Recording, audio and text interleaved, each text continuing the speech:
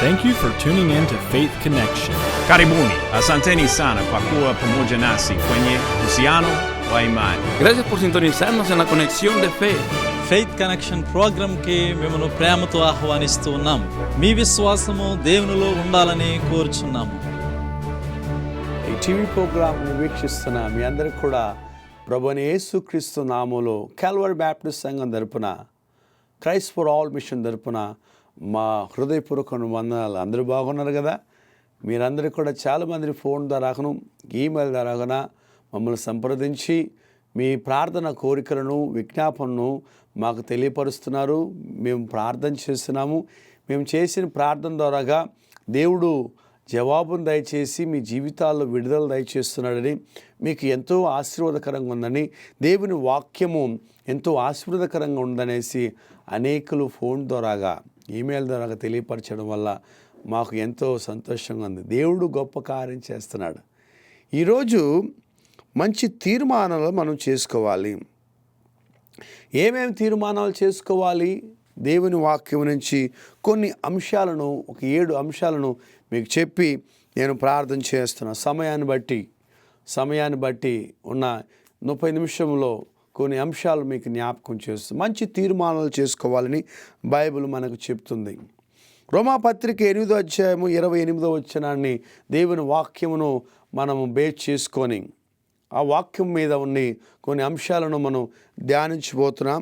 కనుక తీర్మానం చేసుకోవాలి. కొందరు అంటారు, ఇక మీద నేను తాగను, నువ్వు చూడు, ఇక మీద నేను తాగను, నువ్వు ఇంక మీద చూడు అంటారు. సరేలయ్యా, నువ్వు తాగకపోతే మంచిదే కదా, మనకే కదా మంచిది అని అంటది. తర్వాత ఆ వాగ్దానం ఎన్ని రోజులు ఉంటుంది? 2 రోజులు కూడా, 3వ రోజు మళ్ళా యథాప్రకారంగా వస్తాడు. నేను తాగలేదు కానీ నాకు వాడు పోసిచ్చాడు అంటాడు. ఈయన తాగలేదంట, ఆడికి పోసిచ్చాడంట ఈయన అంటాడు. కనుక నా సహోదరుడు, నా సహోదరి, మన కుటుంబాల్లో ఏం తీర్మానం చేస్తున్నాం? ఈ పిల్ల పుట్టినప్పుడు తప్పకుండా నా మేనల్లుడికి ఇస్తాను, మీరు రాసి పెట్టుకోండి. కావాలంటే 100 రూపాయలు స్టాంప్ పేపర్ తీసుకొని రాసి పెట్టుకోండి. ఈ పిల్లను నా మేనకోడలకే ఇస్తాను అని హాస్పిటల్లో మాట్లాడుకుంటారు. కానీ పెద్ద అయిన తర్వాత ఏదో చిన్న గొడవ వచ్చో, లేకపోతే వేరే సందర్భంలో, లేకపోతే ఏదో ఒక ఉద్దేశంతో ఆ వాగ్దానాన్ని నెరవేర్చలేకపోతారు. మన జీవితాల్లో మంచి తీర్మానాలు చేసుకోవాలని పరిశుద్ధ గ్రంథము చెబుతుంది. ఏం తీర్మానం చేసుకోవాలి? మొట్టమొదటిగా లూకా రాసిన సువార్త 15వ అధ్యాయము 18 నుంచి 20 వరకు ఉన్న కొన్ని లేఖన భాగంను చూస్తే, అక్కడ ఉన్న వాక్య భాగం మనకి ఏం తెలియచేస్తుందంటే, దేవుని దగ్గర, దేవుని వైపు, దేవుని తట్టు తిరగాలని, దేవుని సమ్ముఖములో ఉండాలని, దేవునితో ఉండాలని, దేవుడిలో ఉండాలని ఒక తీర్మానం చేసుకోవాలి. హల్లెలూయా, హల్లెలూయా. దేవుని తట్టు, యేసు వైపు, యేసు తట్టు, యేసులో, యేసుతో అనేసి తీర్మానం చేసుకోవాలి. అది చాలా ప్రాముఖ్యమైనది, అది చాలా అవసరమైనది, అది చాలా విలువైనది. ఎందరితో మనం సహవాసం చేస్తాం? పనికి మాలిన నాయాలతో మాట్లాడతాం, పనికి మాలిన ఉద్దేశం, పనికి మాలిన వాళ్ళతో మనం సహవాసం చేస్తాం, తీర్మానం చేసుకుంటాం. అక్కడికి వచ్చే చూసుకుందాం, ఇక్కడికి వచ్చే చూసుకుందాం. చెన్నైలో చాలామందిని ఏం చేస్తారంటే, బాగా తాగుడు అలవాట్లు ఉన్న వాళ్ళు, యవనస్తులు వాళ్ళు వీళ్ళు ఏం చేస్తారంటే, వీకెండ్ శనివారం లేకపోతే శుక్రవారం రాత్రి పాండిచ్చేరి బయలుదేరిపోతారు. తర్వాత ఆదివారం రాత్రో లేకపోతే సోమవారం ఉదయం వస్తారు. ఎందుకు? ఆ పాండిచ్చేరికి వెళ్తే కొద్దిగా తక్కువగా దొరుకుద్ది, ఉచితంగా దొరుకుతుంది. ఊరికి వెళ్ళి వస్తానని బయలుదేరితే, ఎక్కడ వెళ్ళావు అంటే, ఇటు పాండిచ్చేరిలో తందనాలు వేసి అక్కడ బీచ్లో తాగి పడి తందనాలు వేసుకున్న మోకాలంతా మాడిపోయి భయంకరమైన వాళ్ళకి వస్తున్నారు. ఎందరో అలాగా చాలామందిని తీర్మానం చేసుకొని తాగుడు ద్వారాగా, మత్తు మందుల ద్వారాగా, చాలా చెడు అలవాటు ద్వారాగా, చెడు ఉద్దేశం ద్వారాగా తన జీవితాన్ని పాడు చేసుకోవడం మనం చూస్తున్నాం. నీవైతే దేవుని వాక్యం వింటున్న సహోదరా, నా సహోదరి, నా తల్లి, నా తండ్రి, నా తమ్ముడా, నా చెల్లి, నా ప్రియమైన సహోదరులారా, నువ్వు దేవుని తట్టు తిరగాలని నువ్వు రావాలి. ఆయనను ఎందరూ అంగీకరిస్తారో వాళ్ళందరూ కూడా దేవుని పిల్లలయ్యే అధికారం ఇచ్చాడు. అంగీకరించడం అంటే ఏం చేయాలంటే, నా కులాన్ని విడిచిపెట్టి రావాలా, నా మతాన్ని విడిచిపెట్టి రావాలా, నేను నమ్ముకున్న కస్టమ్స్ను విడిచిపెట్టి రావాలా. ఏంది మీరు చెప్పడం అని అంటారా? నువ్వు కులానో నీ ఉద్దేశానో విడిచిపెట్టడం కాదు. ప్రభువా, నేను పాపిని, నన్ను క్షమించు అనే చిన్న ప్రార్థన నీ నోటి ద్వారా చేయడం, నీ నోటి ద్వారా ఒప్పుకోవడం, అది గొప్ప కార్యాన్ని చేస్తుంది. దేవుడు గొప్ప కార్యం చేయగలిగిన వాడు. గొప్ప కార్యము నీలో ఉండి నీతో ఉండి ఆయన చేయగలిగిన దేవుడు ఆయన. హల్లెలూయా. ఆయనలో జీవముండును, ఆ జీవము ప్రతి మనిషిని వెలిగిస్తుంది. నా సహోదరుడా, అది జ్ఞాపకం చేసుకో. దేవుని వైపు తిరగాలి. రెండో తీర్మానం ఏం తీర్మానం చేసుకోవాలంటే, కీర్తన 17వ కీర్తన 3వ చరణము, సామెతలు 33వ సామెత 3వ చరణము, యాకోబు పత్రిక 3వ అధ్యాయం 2వ వచనము, సామెత 10వ సామెత 19వ వచనము, 4వ సామెత 24వ వచనంలో అక్కడ నీ నోటి ద్వారాగా పాపము చేయనని తీర్మానం చేసుకోవాలి. నీ నోటి ద్వారాగా పాపం చేయడం, అబద్ధం చెప్పడము, ఇతరులను దూషించడము, ఇతరుల గురించి మాట్లాడడము. కొందరికైతే ఇతరుల గురించి మాట్లాడకపోతే బుర్ర పాడైపోతుంది, తల పగిలిపోద్ది వాళ్ళకి. కొందరికి ఇతరుల గురించి మాట్లాడకపోతే తల పగిలిపోద్ది వాళ్ళకి. పొద్దున లేస్తే ఎవరో గురించి వినాలి. ఎక్కడి నుంచో వస్తారు, వచ్చి ఇంకొకరింట్లో కూర్చొని గుసగుస మాట్లాడుకుంటారు. ఇంకా కొందరైతే ఫోన్లో మాట్లాడుకుంటారు అని రాత్రంతా మాట్లాడుకుంటారు ఇతరుల గురించి. దేవుని వాక్యం మనకు నేర్పిస్తుంది, నీ నోటి ద్వారాగా పాపము చేయకాకు, ఎవరిని దూషించకాకు, ఎవరిని ఏళనంగా మాట్లాడకు, అబద్ధం చెప్పకాకు, మోసం చేయకాకు. నా సహోదరు, నా సహోదరి, తీర్మానం చేసుకో. నోరు బకెట్ లాంటిదంట, హృదయము పెద్ద బావు లాంటిదంట,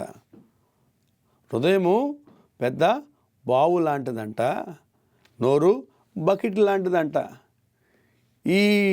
ఈ బావులో మంచి నీళ్ళు ఉంటే ఈ బకెట్లో కూడా మంచి నీళ్ళు వస్తాయి. బావుల నుంచి తీస్తాం కదా, మంచి నీళ్ళు వస్తాయి. ఈ బావులో కానీ చేదు నీళ్ళు కానీ, చెడ్డ నీళ్ళు కానీ, చెరైన నీళ్ళు, మంచి నీళ్ళు లేకపోతే ఈ బకెట్లో కూడా ఎలా ఉంటే మురికి నీళ్ళు.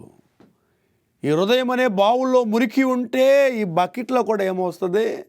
చేదు, మురికి, నల్లగా పురుగులు పట్టి వస్తుంది. అది తాగితే నీకు రోగాలు వస్తాయి. అది తాగితే నువ్వు హాస్పిటల్ పాలైపోతావు. దాంట్లో స్నానం చేసుకుంటే ఒళ్ళంతా గజ్జి వచ్చేస్తుంది. ఎందుకు? అది చేదు నీళ్ళు కాబట్టి, చెడు నీళ్ళు కాబట్టి.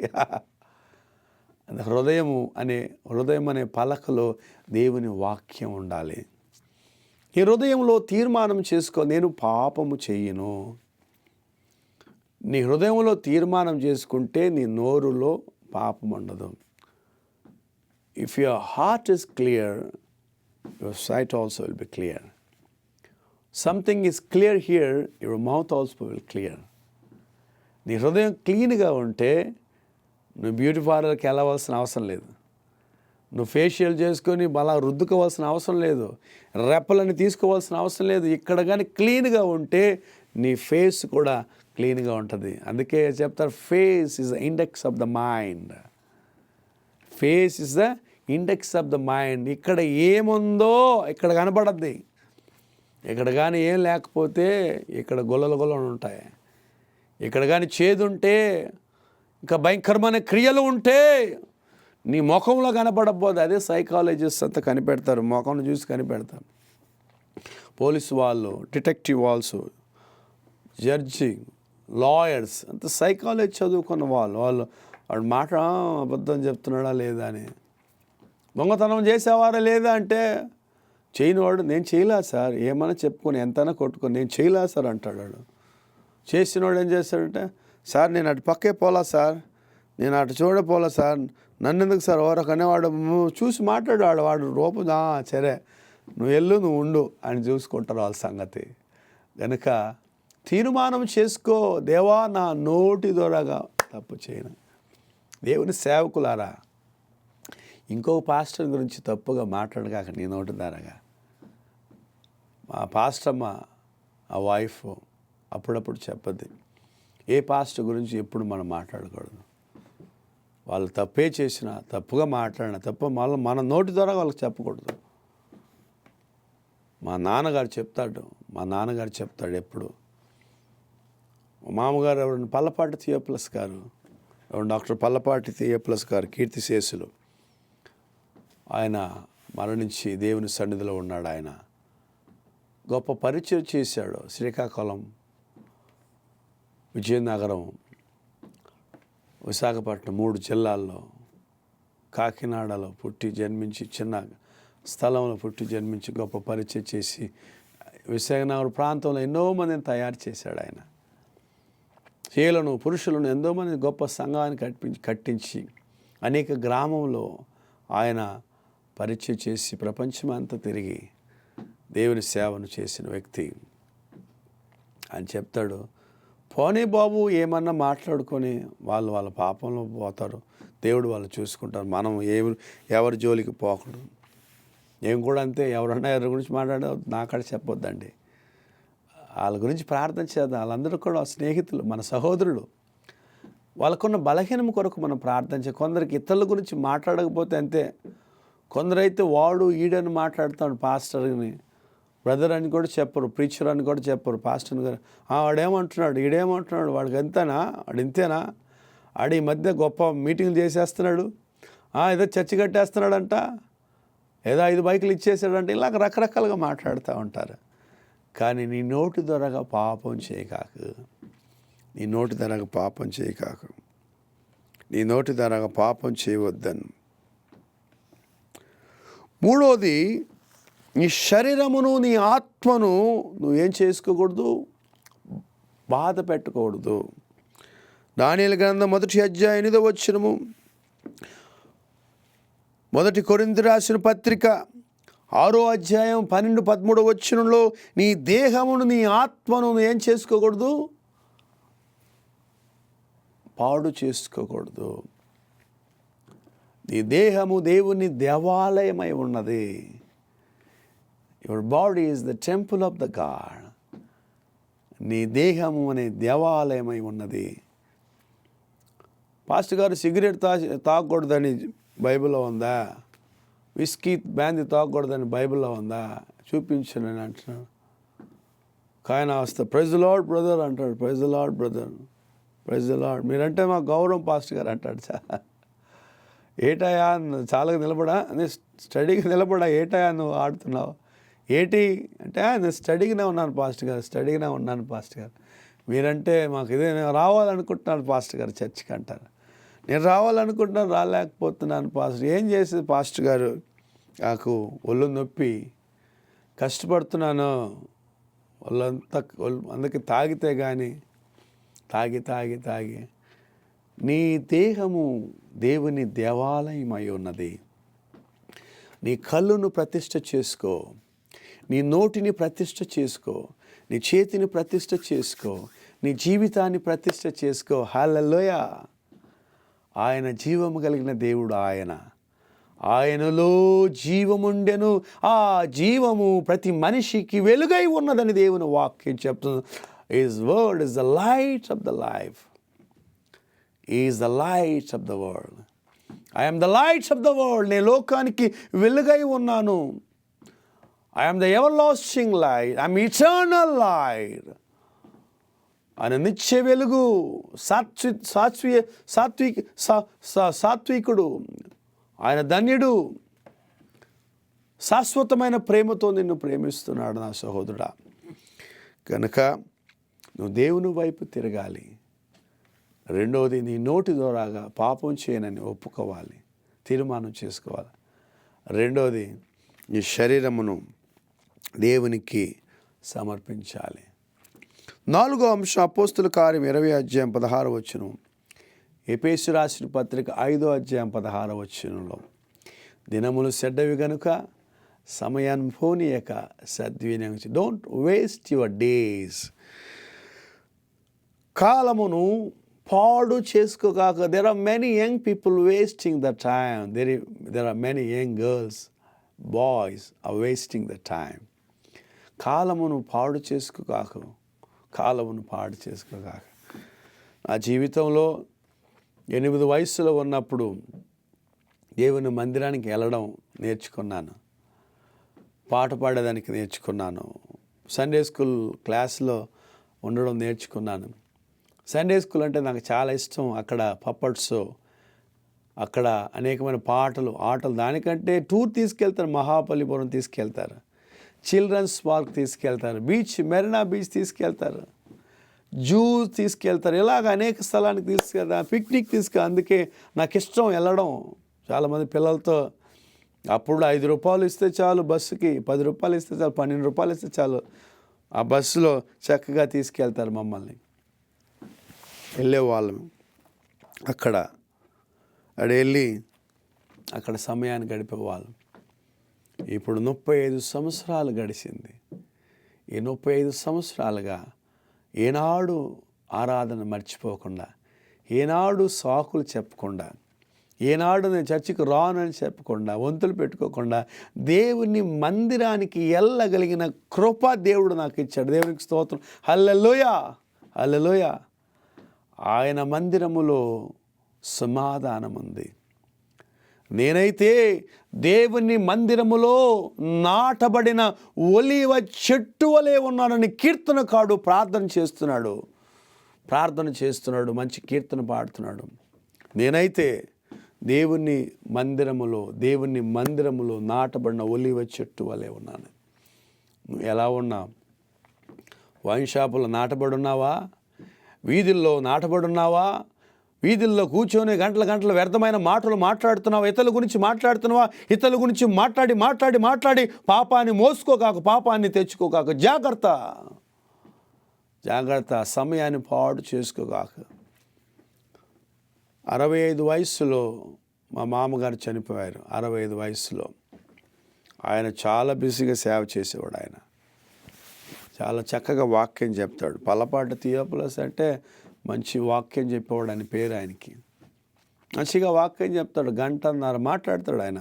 ఆ గంట మాట్లాడేదే తెలియదు, టైమే పోయింది తెలియదు, అంత ఇదిగా మాట్లాడతాడు. మద్రాసుకి ఎప్పుడు వచ్చినా కూడా వీధి మీటింగ్లో అంతా కూడా మా చర్చి ఆరాధనలో అన్ని స్థలాల్లో ఆయన మాట్లాడేవాడు. ఆయన మరణించిన తర్వాత ఒక సహోదరుడు సాక్ష్యం చెప్పాడు. ఆయన పేరు ప్రసాద్ గారు అనుకుంటాను, కల్వరి బ్యాప్టిస్ట్ విశాఖపట్నం.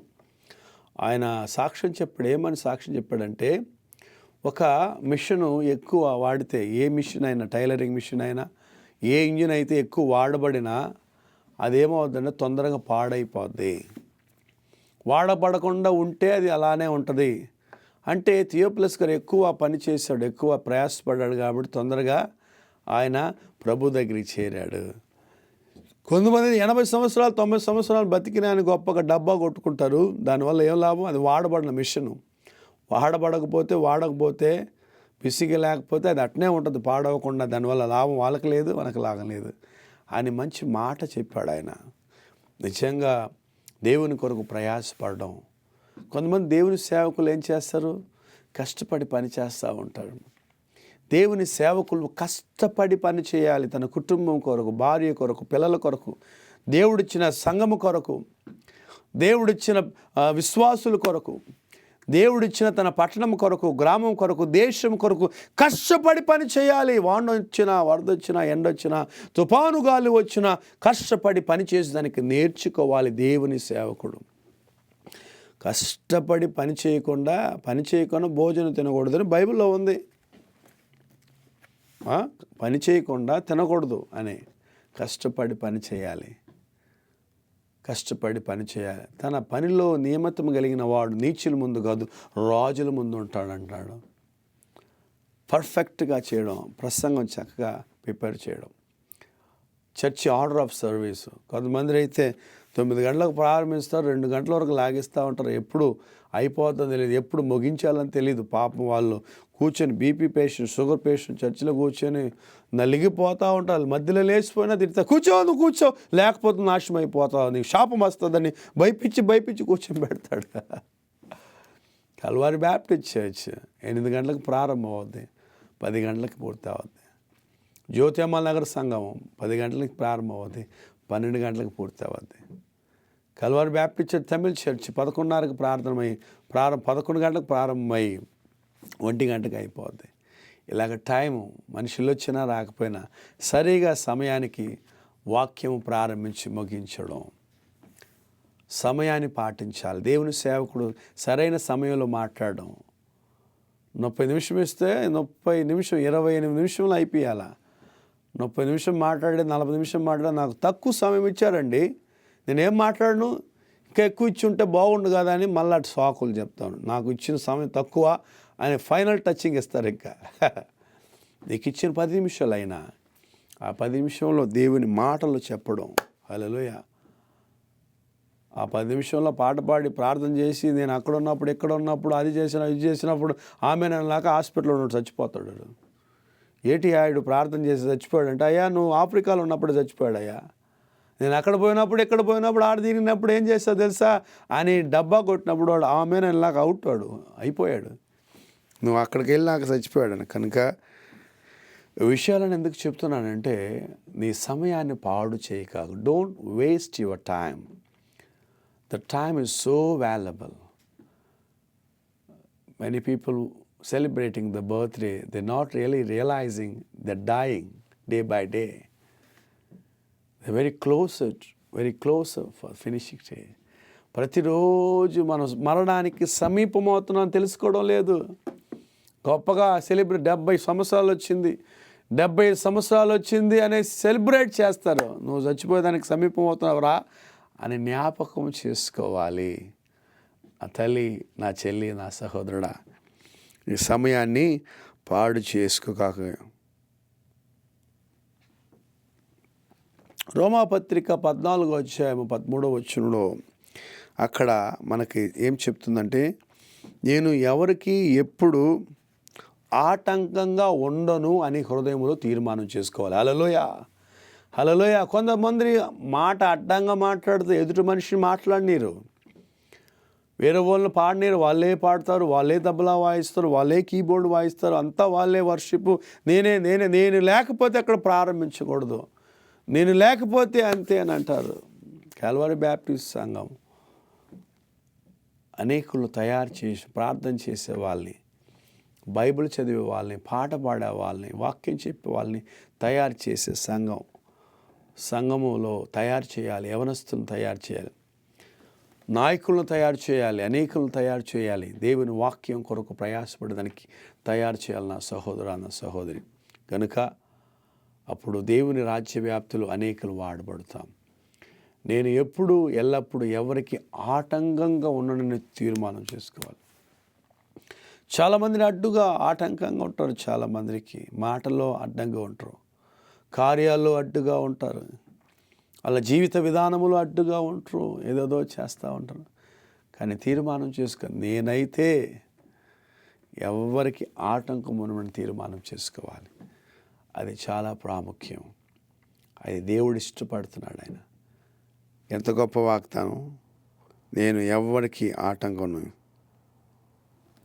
చివరిగా 1 కొరింథీ రాసిన పత్రిక 2వ అధ్యాయం 2వ వచనం, గలతీ రాసిన పత్రిక 3వ అధ్యాయం 1వ వచనం, ఫిలిప్పీ రాసిన పత్రిక 3:16 నుంచి 18 వచనం. యేసు కార్యాలు తప్పక మిగతా వీటికి నేను ఏమి కార్యాలు ఉంచుకోను. యేసే నా గురి, యేసు పరిచర్య నా గురి, నా సంఘము. యేసు తప్పక మిగతాన్ని second. The Lord is first in my life. దేవుడు నా తర్వాత, నా భార్య, నా బిడ్డలు, నా కుటుంబం అని తీర్మానం చేసుకోవాలి. చాలామందికి దేవుణ్ణి వెనకాల పెడతారు, మిగతా అంతా ముందు పెట్టుకుంటారు. యేసుని ముందు పెట్టు, నీ మార్గంలో ముందు పెట్టుకో, నీ కార్యాల్లో ముందుంచుకో ఆయన్ని. ఆయన నీ జీవితంలో గొప్ప కార్యం చేయాలని ఆశపడుతున్నాను. గొప్ప దేవుడు, ఇంత గొప్ప దేవుణ్ణి ధన్యులుగా పొందిన వాళ్ళము దేవుడిగా పొందిన మనము ధన్యులము అని దేవుని వాక్యం మనకు సెలవిస్తున్న సహోదర సహోదరి. దేవుడు గొప్ప కార్యం చేయగలిగిన వాడు, గొప్ప దేవుడు మన పక్షం ఉన్నాడు. ఆయన గొప్ప కార్యము చేయగలిగిన కనుక తీర్మానం చేసుకుందాం. ఒకటి, దేవునితో ఉంటానని తీర్మానం చేసుకోవాలి.